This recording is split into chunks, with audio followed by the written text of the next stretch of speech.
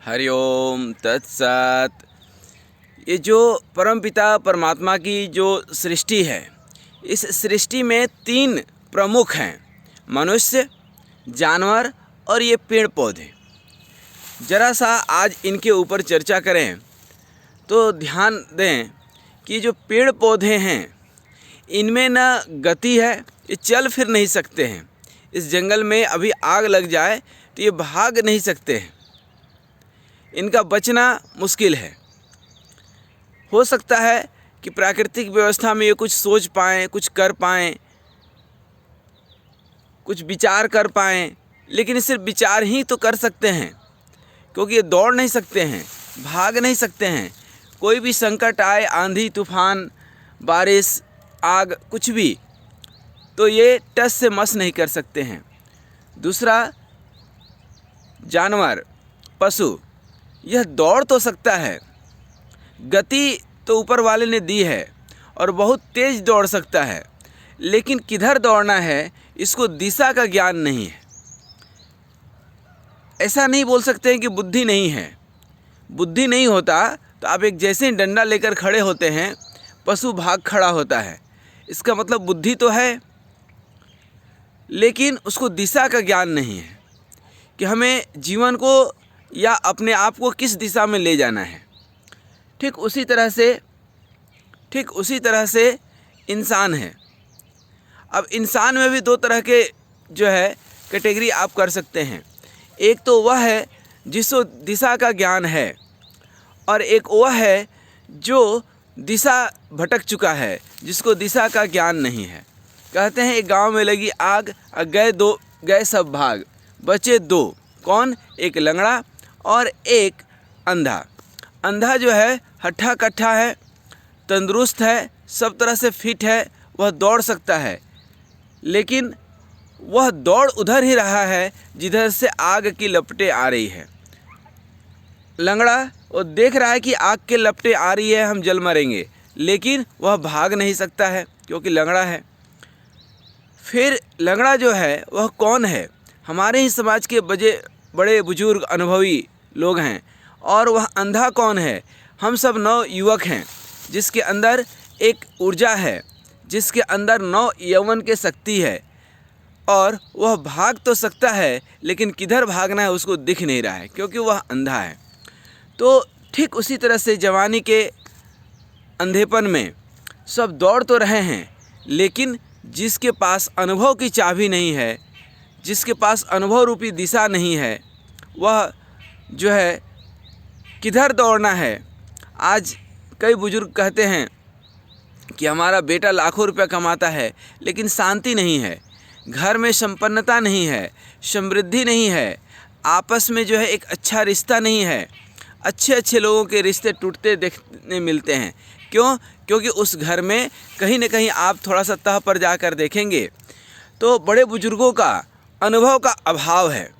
वहाँ जो लाखों रुपया कमा रहा है ना, वो अपने हिसाब से खर्च कर रहा है। कभी ऐसा नहीं होता है कि अपने माता पिता से भी पूछ ले कि हमारे पास इतने पैसे हैं, बहुत जोश आ गया है हमारे अंदर, बहुत ऊर्जा आ गई है, या बहुत पैसा आ गया, कहाँ पे खर्च करना है। आप देखिए, जब हनुमान जी लंका जाते रहते हैं तो उस समय हनुमान जी के अंदर जब जोश जगता है तो इतना जोश जग जाता है, कहते हैं हे जामवंत, बताओ तो मैं पूरा त्रिकुट पर्वत, पूरा रावण को पकड़ करके भी लाता हूँ, पूरा त्रिकुट पर्वत को, लंका को जो है समुद्र में डुबा देता हूँ, और सीता जी को जो है राम जी के पास पहुँचा देता हूँ। ठीक ना? इतना जोश जग जाता है। जामवंत मैं पूछूँ तो ही, उचित सिखा मनु दीजहु मोहि। तो जहाँ पर उचित शिक्षा मिलनी चाहिए वो किससे मिलेगी? बड़े बुजुर्गों, अनुभवों से, संत समाज से। लेकिन आज का जो युवा जवानी के अंधेपन में भटक चुका है, वह इस चीज़ को एक्सेप्ट ही नहीं करता है कि हम किसी काम को करें तो हम अपने माता पिता से, हम अपने घर के बड़े बुजुर्गों से थोड़ा सलाह ले लें। हाँ, कई बार देखा जाता है कि अपने ही घर के बड़े बुजुर्गों से सलाह नहीं लेगा, लेकिन पड़ोस के जो है लोगों का बात मान लेगा, माता पिता की बात नहीं सुनेगा, लेकिन वहीं पर किसी दोस्त यार का बात मान लेगा, वही बात वह एक्सेप्ट कर लेगा, स्वीकार कर लेगा, लेकिन माता पिता का बात स्वीकार नहीं करता है। तो इस तरह से आप देखेंगे कि इस तरह के मनुष्य जो अपने से बड़ों का, संत समाज का, शास्त्रों का, अपने माता पिता का बात नहीं मानता है, वह भी जानवरों के तरह दिशा भटक चुका है। दौड़ तो रहा है, गति ऊपर वाले ने दी है, लेकिन दिशा नहीं दी है।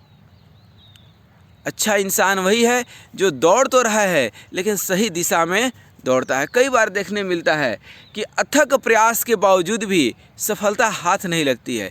इसके पीछे सबसे बड़ा जो कारण है यही है कि हम अपने मेहनत में बुजुर्गों की, अनुभवी लोगों की, खास करके अपने जो हमारे जो शुभचिंतक हैं उनकी हम सुनते ही नहीं हैं।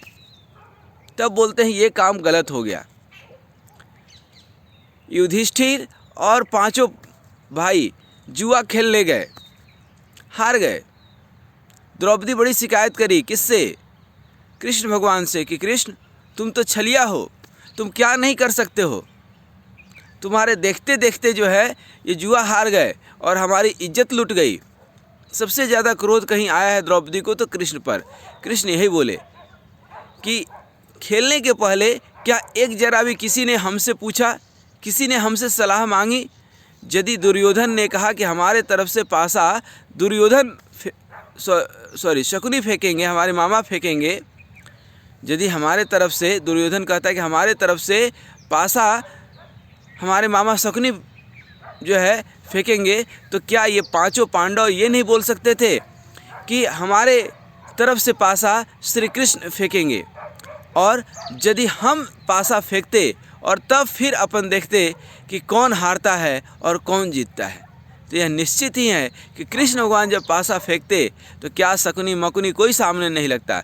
लेकिन होता क्या है, हम अहंकार में आ जाते हैं। हमको लगता है कि हमने पैसा कमाया, हम अपने हिसाब से खर्च करेंगे। मेरी पत्नी है, हम अपने हिसाब से इसको हैंडल करेंगे। माता पिता क्या करेंगे, वो तो अपनी ज़िंदगी जी लिए।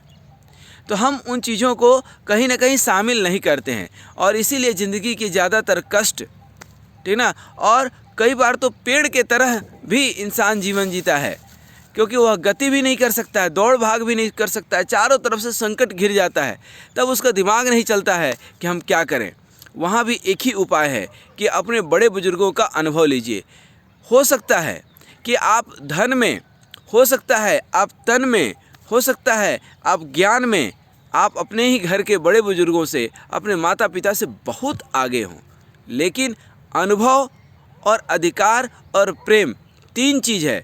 अनुभव, अधिकार और प्रेम में आप छोटे हैं। इसलिए यह पुनीत कर्तव्य बनता है कि हम कोई भी कार्य का शुभारंभ करें तो एक बार अपने माता पिता से ही ज़रूर पूछ ले कि हम ये काम कर रहे हैं। तो जो आपको सलाह देंगे ना, उससे ज़्यादा उचित सलाह दुनिया में कोई नहीं दे सकता है। तीन आदमी का सलाह तो आंख बंद करके स्वीकार करना चाहिए और मानना चाहिए। किसका? गुरु पितु मात महेश भवानी। 5 लोग हैं ऐसे, लेकिन कौन कौन? गुरु, माता और पिता। गुरु, माता और पिता। चौथे कौन है? महेश, महान ईश्वर, परम पिता परमात्मा। और 5वें ही हैं भवानी, प्रकृति। प्रकृति के उलट दिशा में, विपरीत दिशा में कोई काम नहीं करना चाहिए। और महेश ईश्वर के संरक्षण में, परमपिता परमात्मा को हृदय राखी कौशलपुर राजा, हृदय में भगवान को रख करके कोई भी काम करें तो हमेशा सफलता ही हाथ लगेगी। तो ये 2 तो अप्रत्यक्ष देवता हैं, लेकिन जो 3 है वो आपके सामने हैं, आपके घर में हैं। गुरु, माता और पिता। जिसको भी आप गुरु मानते हैं, जिसको भी मेंटर मानते हैं, जिसको भी आप अपना पथ प्रदर्शक, मार्गदर्शक मानते हैं, एक वो हो गए। दूसरे जो है, दूसरे कौन हो गए? आपके माता और तीसरे पिता। इन तीनों से सलाह जरूर लीजिए और फिर उनकी सलाह मानना न मानना तो ये भी आपके ऊपर ही है। यदि आपको लगता है कि नहीं ये सलाह उचित नहीं है तो भले उनको न मना करके, हालांकि मेरा अपना समझदारी ये कहता है, मेरा अपना ज्ञान ये कहता है कि वह उचित सलाह ही देंगे। यदि उस चीज़ का ज्ञान उनको नहीं होगा तब फिर वो आपको मना कर सकते हैं। फिर आप अपने मेंटर से, अपने गुरु से उसका ज्ञान ले सकते हैं।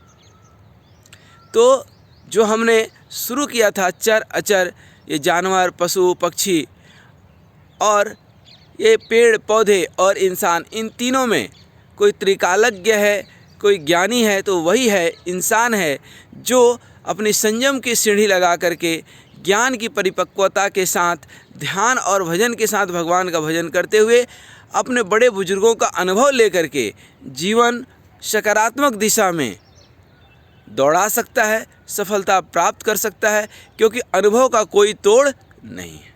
आज यहीं तक।